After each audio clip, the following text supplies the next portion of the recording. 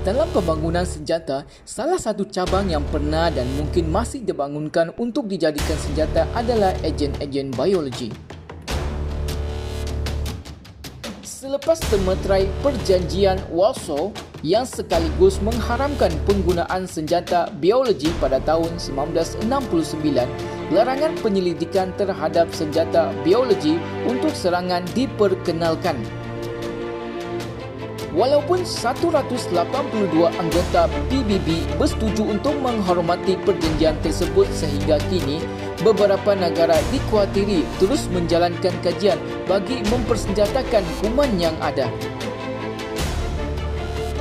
Terdapat 5 kuman dikategorikan dalam kategori A sebagai senjata berbahaya seandainya dijadikan senjata oleh pihak yang tidak bertanggungjawab.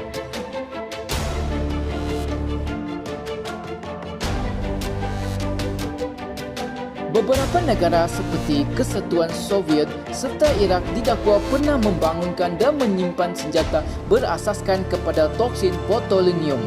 Selain itu, kumpulan kultus Aum Shirin Kyo yang pernah menggamparkan dunia dengan serangan gas sarin dijemput pada tahun 1995 juga dilaporkan cuba menyerang orang ramai dengan toksin serupa tetapi gagal mengenai sasaran. Racun yang digelarkan sebagai toksin botulinum merupakan bahan semula jadi yang terhasil akibat daripada tindak balas bakteria dalam tanah. Dalam dos yang kecil, sekiranya kita termakannya tidak akan menyebabkan masalah kepada manusia.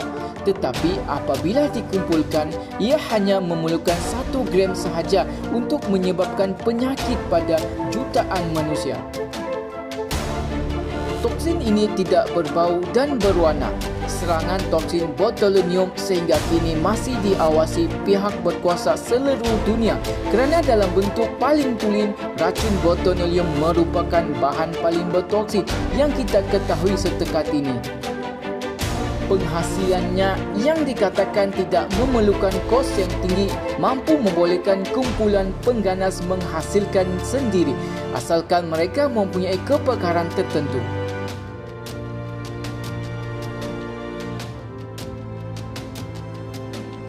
Francisella tularensis merupakan sejenis bakteria yang berjangkit melalui pemindahan haiwan ke haiwan.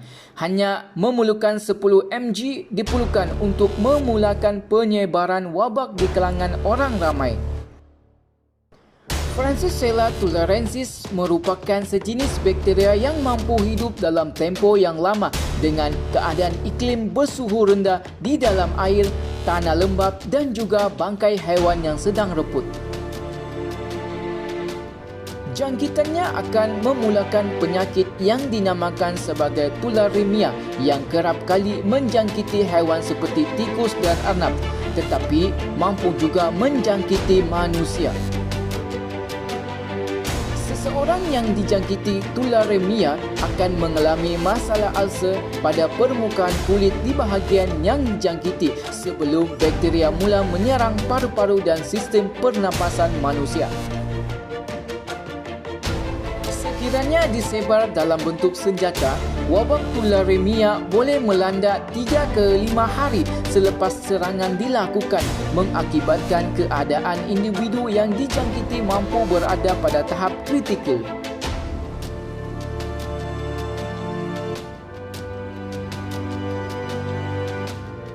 Penyakit cacar merupakan musuh utama tamadun manusia selepas manusia pernah beberapa kali perlu mengharungi serangan wabak cacar di seluruh dunia. Dikenali dengan nama smallpox, cacar digeruni kerana ketangkasannya merebak serta jumlah mangsa yang telah menjadi korban penyebarannya. Oleh sebab itu, tidak dapat kita nafikan virus variola yang menjadi punca utama serangan cacar menjadi salah satu resepi utama dalam penyelidikan senjata biologi satu masa dahulu. Selepas perjanjian menghentikan sebarang bentuk pembangunan senjata biologi, kini hanya ada 2 lokasi sahaja yang menyimpan sampel virus ini, iaitu di Atlanta dan juga di Moskow.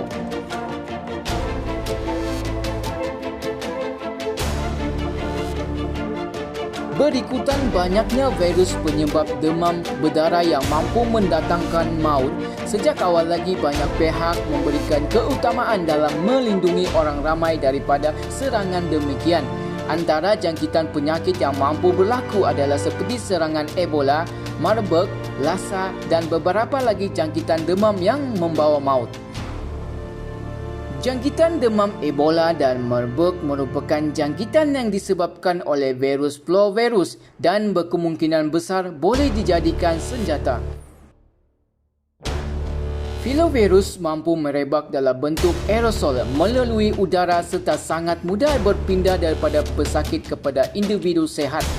Oleh itu, sebarang bentuk serangan pengganas yang menggunakan fluvirus sangat sukar dikesan. Bagaimanapun, berbeza dengan virus atau bakteria lain dalam senarai ini, dos yang besar diperlukan untuk melakukan serangan dalam skala yang lebih luas.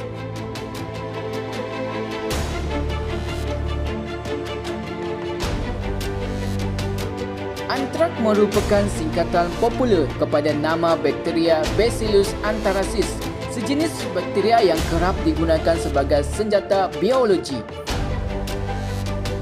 Ancamannya sangat ditakuti kerana antrak apabila berjaya dikeringkan mampu dihantar dalam bentuk serbuk dan kebiasaannya dihantar melalui sampul surat. Atas sebab itulah modus operandi sama berlaku pada tahun 2001 selepas insiden 11 September apabila surat berisi serbuk antrak mula diedarkan dalam tempoh tertentu mengakibatkan kematian kepada 5 orang termasuklah 2 individu berpangkat senator di Amerika Syarikat. Penggunaan antrak sebagai senjata sudah bermula ketika Perang Dunia Pertama tetapi hanya mula digunakan besar-besaran semasa Jepun menduduki China sekitar tahun 1932 hingga 1945. Lebih 10,000 orang China dikatakan mati disebabkan tubuh mereka dijadikan bahan eksperimen oleh pasukan penyelidik Jepun dalam menguji keberkesanan senjata biologi mereka.